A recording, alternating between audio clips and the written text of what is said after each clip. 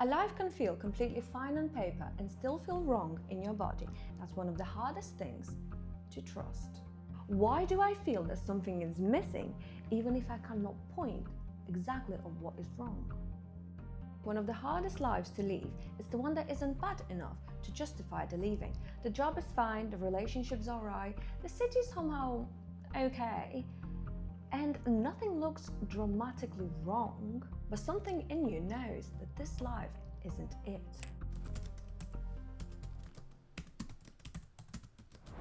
There is a kind of unhappiness that is very difficult to explain to other people because nothing is technically wrong.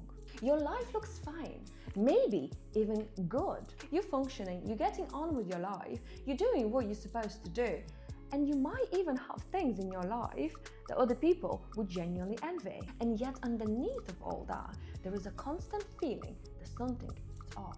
Not in a dramatic, catastrophic way, more like a quiet, nagging feeling that follows you around. Like, is it it? Why does my life feel okay on paper, but doesn't feel okay on the inside of it? One of the most confusing parts of adulthood is realizing that misalignment doesn't always look like a disaster.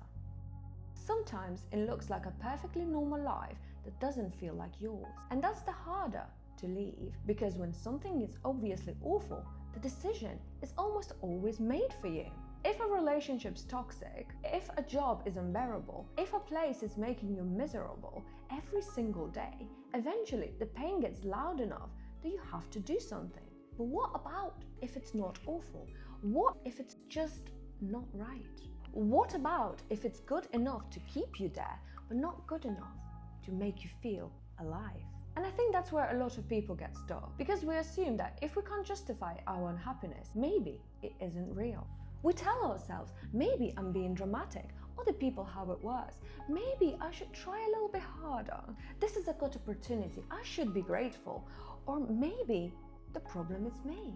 And sometimes the problem isn't that anything around you is objectively terrible. Sometimes the problem is just your life is asking you to betray yourself in small ways every day. And eventually, those small betrays start to add up. I've had periods of my life when, from the outside, everything looked pretty reasonable. Nothing looked tragic, nothing was in crisis. There was no obvious disaster moment, but internally I had this persistent feeling of not quite fitting inside my own life. One of the clearest examples was actually living in Germany. Now, to be clear, Germany wasn't some terrible experience. That's the whole point. There were things about Germany that were objectively great. The infrastructure was amazing, the job prospects were good, I liked my job where I was, and, oh, another one that probably matters more to me than to most people, but it was that Germany had real winters, proper snow, and that to me was a big plus. And so if I were to make a list of pros and cons on paper, it would have looked pretty solid. And yet underneath of all that, I had this feeling inside that I couldn't quite shake. It felt cold to me, not weather-like, energetically wise, a bit unwelcoming in a way, a bit rigid in ways that I wasn't quite used to before. Like I was constantly brushing up against a way of being that didn't quite suit me. Because I thought to myself, what exactly is the problem here? Technically, nothing's wrong. No one is forcing me to be here, and there are opportunities here. And if I tried a little bit harder, or maybe not a little bit, quite a lot, I could kind of fit in there. People build beautiful lives here, so why can't I just settle in? Why can't I be happy with what's in front of me? And I think the answer is quite simple, even though I didn't want to admit it for quite a long time. Because I didn't belong there, and maybe more accurately, I didn't belong to the version of myself I was becoming around there. Because sometimes it's not whether the place is good or bad, it's what it does to you. Who do you become in it? How your body feels in it, and whether you expand there or you have to shrink in order to fit in. And I think for a long time I ignored that feeling because I couldn't find the good enough reason to leave. I thought I needed a bigger reason, a more dramatic reason, a more socially accepted one. And the truth was, I didn't quite see my future there. And even though I kept trying to override that knowing with logic, my body already knew. There was this kind of friction that I felt in my body most of the time. A low-key discomfort, a subtle sense of exile from myself. And that kind of unhappiness is very dangerous because it's so easy to minimize it and live like that for a very long time. The whole concept of it's not that bad has trapped so many people in the wrong lives than anything else. Not abusive enough to leave, not painful enough to walk away, not empty enough to scare you, not wrong enough to justify changing everything, just uncomfortable enough to drain you slowly. And that's the kind of place where years disappear. Because if something is terrible, your whole system reacts, your body reacts, your emotions react. There is an urgency. But when it's something mildly wrong, your first reaction is somehow to adapt to it. Because humans are great at adapting to things. That's one of our gifts, but it's also one of our biggest problems. We can adapt to loneliness, we can adapt to emotional neglect, we can adapt to jobs that deaden us, we can adapt to cities that don't feel like home, we can adapt to relationships where we're tolerated but not deeply met, we can adapt to versions of ourselves that are half alive. And because we can't adapt, we start mistaking adaptation for actual alignment. Just because you can survive somewhere doesn't mean the place is right for you. Just because you can make it work doesn't mean you should. Just because your life is functional doesn't mean it's nourishing. This is where people get confused because they keep asking, can I manage this? Instead of actually asking, should I build my life around it? When people talk about feeling unfulfilled, they look at it as if there is something missing from their lives, like a piece from a puzzle. Like you might need a better job, a better relationship, a new city, a gym subscription, a purpose, a routine, a holiday trip, more walks, a new morning ritual, a plan of routine, and a 5 a.m. morning run. And sometimes, yes, there are external things that need to change, but I also think that sometimes what's missing from your life, it's you. Not in a dramatic self-help way. I mean that very literally. Your real preferences, your real desires, your real grief, your real limits, your real personality, your real instincts, and your truth about what works for you and what doesn't. Sometimes we build lives that are so based on what makes sense, what looks good, what's practical, what's impressive, what's secure, and what's expected, that somewhere along the line we disappear from the equation, and then life starts feeling strangely empty. Not because it's objectively bad, but because there is no intimacy between you and the life you're living. You're there but not fully. You're participating but not inhabiting it. You're performing your life more than you're actually inside it. And I think that's why fulfillment can feel so eerie, because on the surface, everything is still moving. You're still doing things, you're replying to messages, still working, still making plans, still showing up, but inwardly, something has gone flat. There is no aliveness in it, no warmth, no sense that this is mine.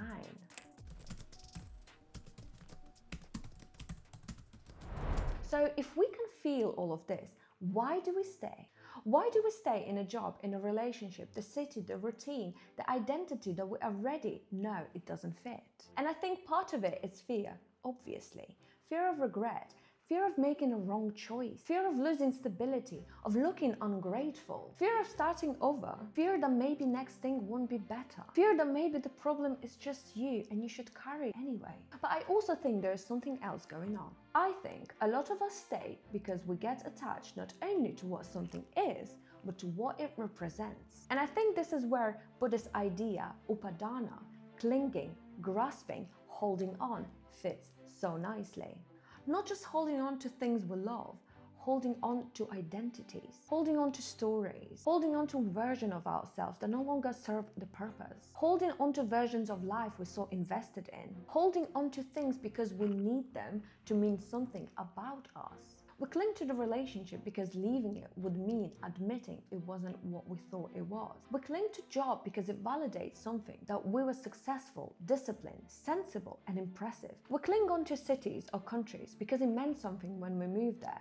It represented freedom, independence, a new chapter of your life. We cling onto the life we build, not always because it's nourishing us, but because we've become attached to the meaning of it. And I think that's what happened to me too. Germany wasn't just a country where I lived in. it represented something for me. It represented a certain kind of future. It represented adulthood, competence. It represented, look what I did. So admitting that it wasn't right for me felt bigger than just, I don't like living here. It felt like admitting the whole story that I was trying to tell myself wasn't actually true. And that was hard. Because sometimes the hardest thing is not leaving the thing itself, it's leaving the identity that is so attached to it. It's letting go of the fantasy, letting go of sunk costs, letting go of the identity that was supposed to make it work.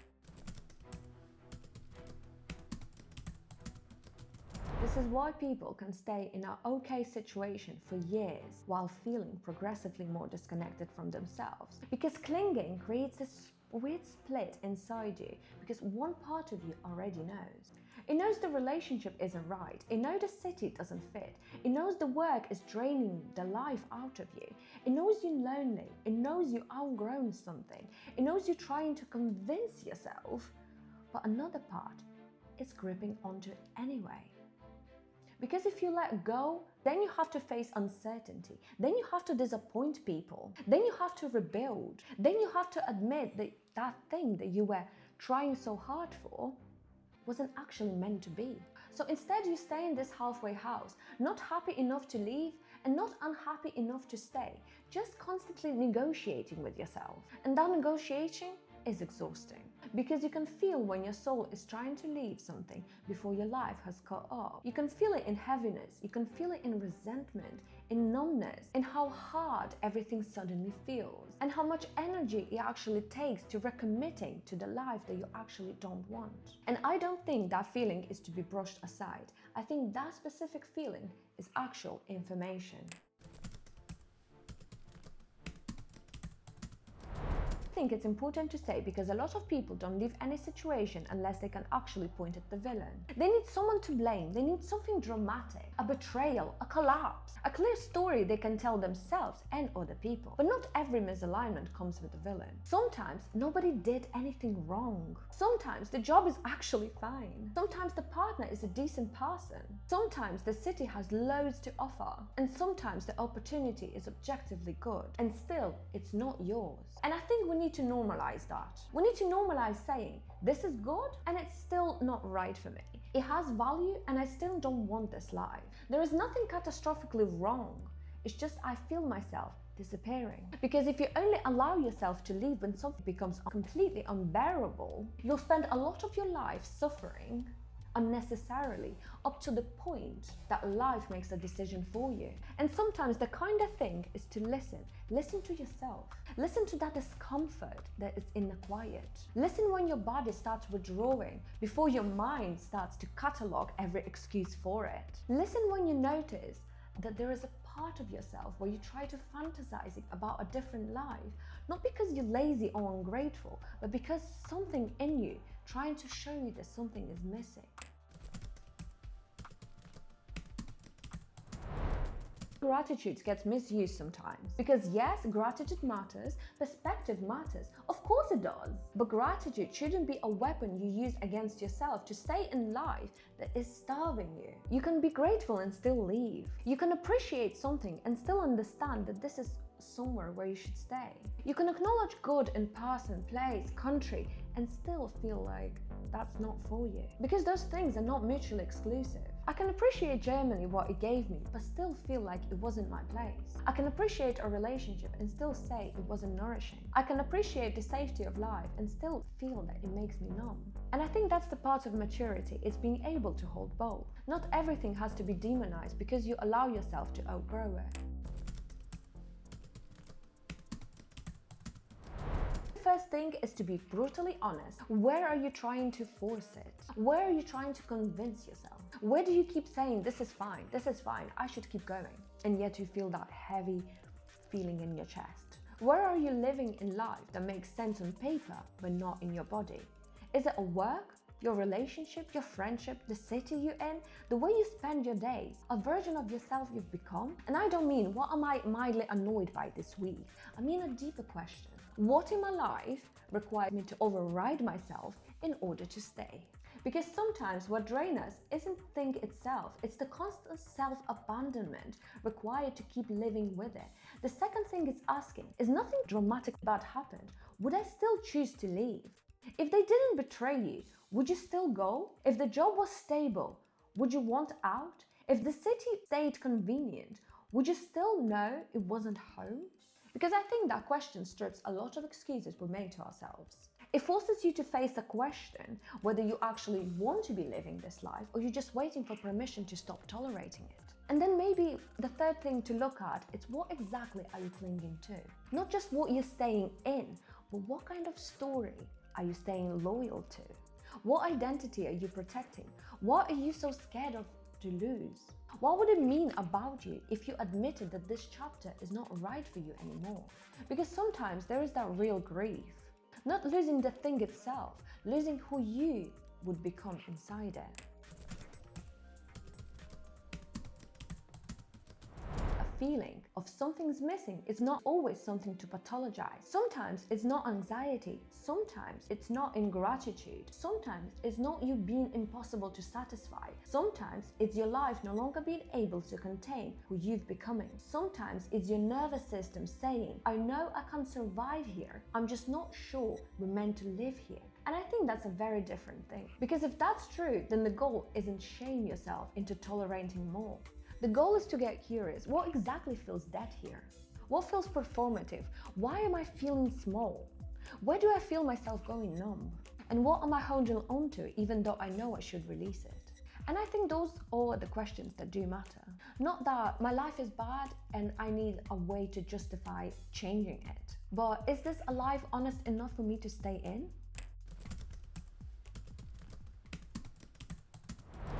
So if your life on the outside feels fine, but then inside somehow it feels misaligned, I don't think something is wrong with you. And I don't think you are being ungrateful. Maybe you just reached a point where fine is no longer enough to keep you asleep.